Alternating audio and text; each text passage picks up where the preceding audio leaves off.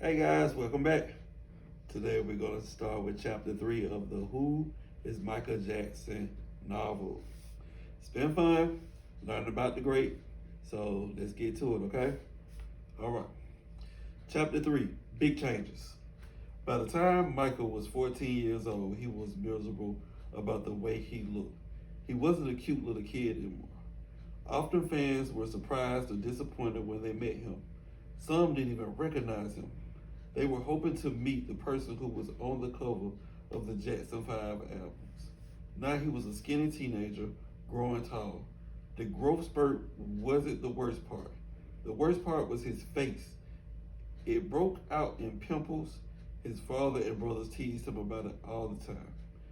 They teased him about his nose, saying it was way too big. Michael couldn't stand to look in the mirror. He even washed his face in the dark so he wouldn't have to look at himself. From then on, Michael became super shy. He spoke in a very soft voice. He couldn't look people in the eye. He didn't even want to go out in public. Michael's father didn't show much respect for Michael's feelings.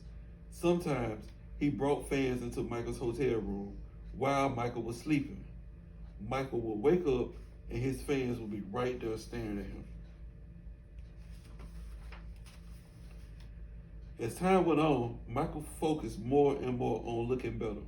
For Michael, that meant finding ways to cover up his face. Other things were changing in Michael's life too. As he got older, he wanted to have more control over his own music. He wanted to write his own songs. Michael talked to Barry Gordy about it, but Gordy said no. So in 1976, the Jacksons left Motown. Michael was almost 18 years old. Joe made a deal with CBS Records for $3.5 million.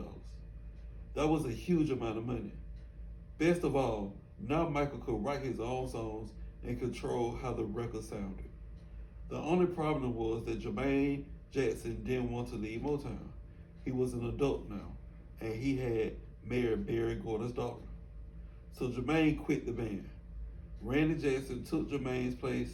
From then on, they couldn't call themselves the Jackson 5. Motown owned the name, so they called themselves the Jacksons. Michael was sorry to leave Barry Gordy, but Michael was a smart businessman by now. A year later, Michael got an exciting call from Diana Ross. She wanted him to be in a movie with her. Diana was going to star in The Wiz. The story was based on The Wizard of Oz, but it was set in New York City. Michael would get to play the Scarecrow. He was so happy because he had to wear a lot of makeup. It covered up his pimples. He also loved dancing in the film. Diana complained that Michael learned his dances too fast and it made everyone else look bad. Michael couldn't help it though. When it came to dancing, he was just that good. The Wiz was not a hit. In fact, it was a flop. But Michael had loved making the movie that was a part of his dream now to become a movie star. On the set of The Wiz, Michael became good friends with a man who would change his life in many ways. That man was Quincy Jones.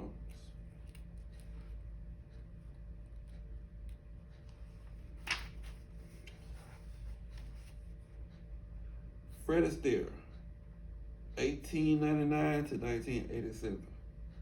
Fred Astaire was one of the movie stars Michael Jackson loved.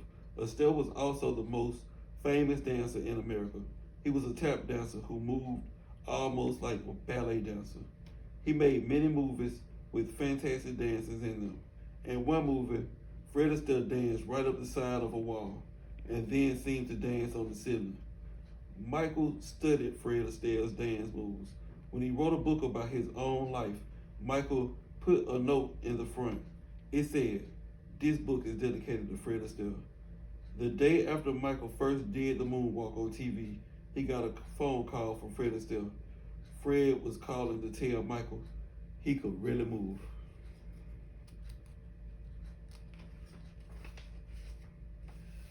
Quincy was a brilliant record producer just like Barry Gordy. But Quincy didn't work for Motown.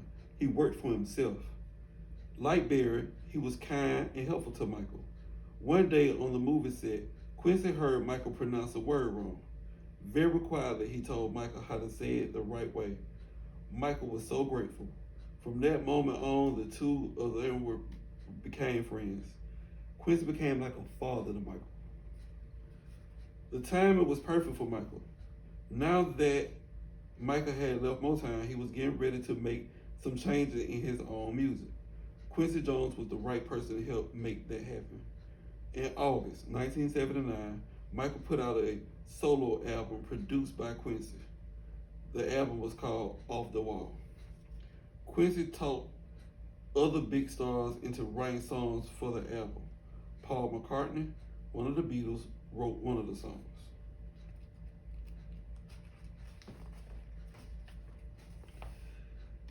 That same month, Michael turned 21. Now he was old enough to make all his own decisions. His first decision was a big one. He decided to fire his manager, but his manager was his father. Michael knew that his father had done a pretty good job for the family at first. He had created the Jackson 5 and brought them to Motown, but Michael didn't want Joe running his life anymore. From now on, Michael was going to run his own life, and no one would be able to tell him what to do.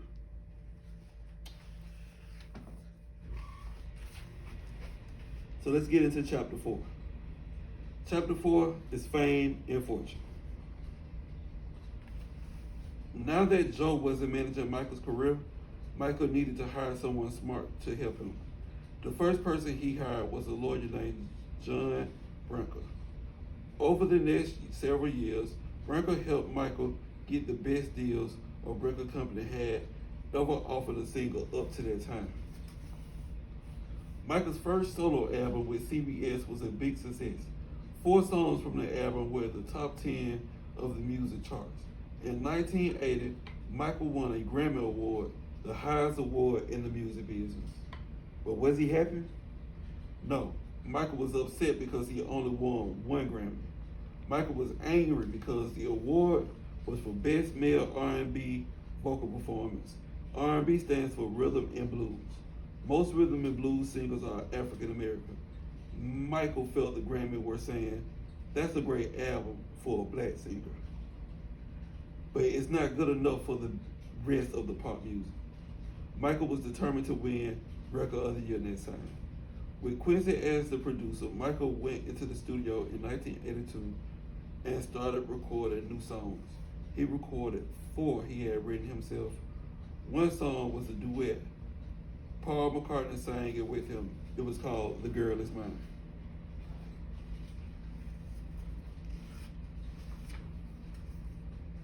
The album called Thriller also had other huge hits on it. Billie Jean and Beat It, both written by Michael. Each went straight to number 1 on the charts. So did the song Thriller, which was written by someone else. Before long, Thriller became the best-selling album of all time. It sold 10 million copies the first year it came out, 1983. Over the years, it sold 100 million copies. No album has ever sold more copies than Thriller. In just 4 years, Michael earned more than $190 million. What made Thriller such a huge success? Many things did. First, Quincy and Michael worked so well together. They made musical magic happen. Second, Michael was at the peak of his powers as an entertainer. He had been in the music business for 19 years. He was a pro. He knew he needed to take his time, just as Barry Gordy had taught him, recording the songs over and over until they were perfect. Sometimes Michael stayed up all night memorizing lyrics. Then the next day, they turned the lights out in the studio and recorded in the dark. That put Michael in a private mood so he could put all his emotions and feelings into the song. Michael and Quincy spent many months recording the album. They remixed the music over and over again to get the sound just right. Another reason Thriller was such a huge hit was because of its music videos. Michael thought of them as mini movies. He put all his energy and talent into them. The first one was for Billie Jean. At first though, Michael couldn't get his videos on television. Why not?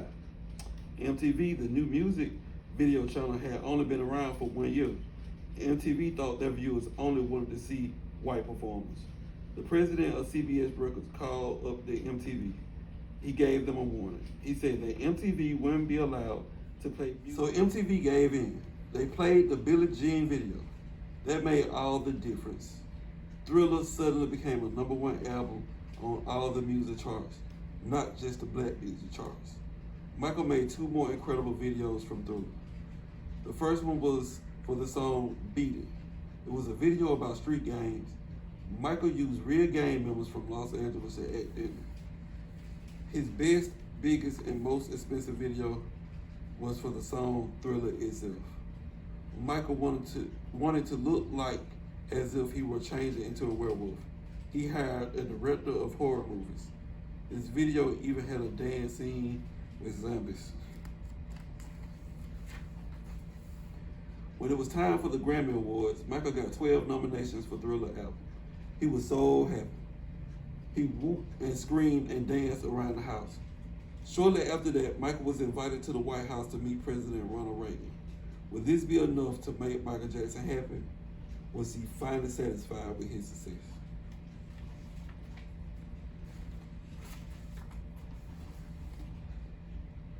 Did Michael have the perfect pitch?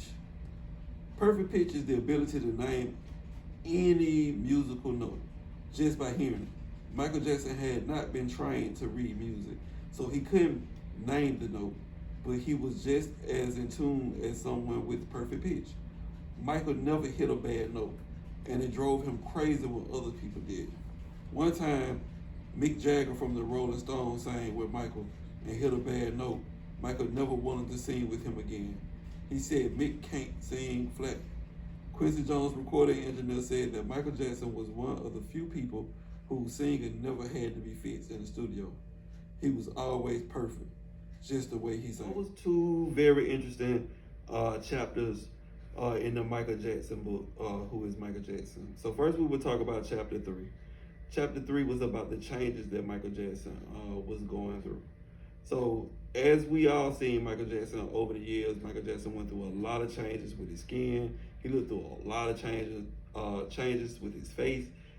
But I think a lot of people overlook the fact that he was going through a lot of changes mentally as well. He didn't want to be seen in public. He used to cover up his head all the time. He used to put the little umbrella over him. Michael Jackson got belittled for the way he looked. And I think it affected him for the rest of his life. And all the way to the end, and I'm not going to spoil the ending for you, but all the way to the end of his life, Michael Jackson really focused on the way that he looked. He even took a lot of it when it came to his kids and his family. It stuck with him. But I can only imagine what it must felt like being a 13-year-old boy and your body going through these changes and having the people that you love the most laugh at you and call you different names and bully you, and it's not nice. And to have the people that you love do it, it will make you self-conscious and it will make you feel bad. And to do that while millions and millions of people adore you and to be disappointed in the way you look, I can really, sympathize with somebody that was going through that. So Michael Jackson, while at the height of his career or the growing of it, was dealing with a huge change mentally and physically, and it affected him. It just goes to show you that things that happen as a child can follow you for the rest of your life. So that was a big chapter in Michael Jackson's life. One thing in that chapter that I do want you all to remember is that he meet Quincy Jones in this chapter. Quincy Jones is an amazing record producer. Not only did Quincy Jones work with Michael Jackson, he worked with Ray Charles as well. He made some of Ray Charles' biggest records. He worked with Stevie Wonder. He has worked with some of the greatest artists known to man. So if you don't know who Quincy Jones is, Google Quincy Jones and do your homework about Quincy Jones. He's an amazing artist himself. So chapter 3, he meets Quincy Jones. That was a huge moment for him. So let's get into chapter 4. Once Michael left Motown, this is a big accomplishment for any superstar. Most superstars will tell you that they want to work and do stuff on their own. They want to be independent. They want to write. And so Michael Jackson was coming into his own. Um, to create the masterpieces that Thriller was like the highest selling album of all time. I want to say even to this day, it has sold close to 1 billion copies. Like, think about that. Close to 1 billion albums sold is phenomenal. And Michael Jackson did this when he was 21 years old. So that's like an incredible feat. And I think what we see today in music videos is people trying to make movies in their music videos where you know who kind of was the catalyst for that?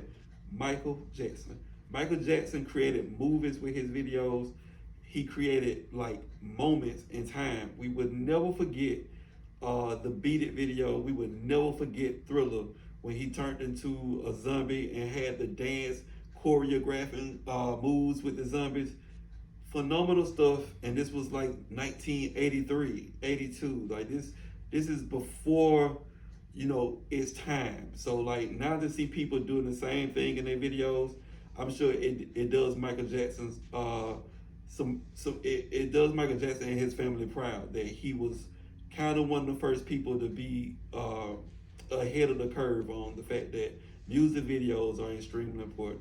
So in this chapter is good to understand that Michael Jackson became his own man, so to speak. As an artist, he reached a peak in his career as an artist and created two of the greatest albums that you could ever listen to in your whole life in this chapter. So go back and listen to Thriller. It's an amazing album, one of my favorites, and I'm sure it's one of yours. I can't wait till we could do chapter 5. I'm looking forward to the next, what was it? Yeah, chapter 5. So I'm looking forward to the next chapter with you guys. I'll see you next week in the Michael Jackson story. Y'all have a great day and be safe.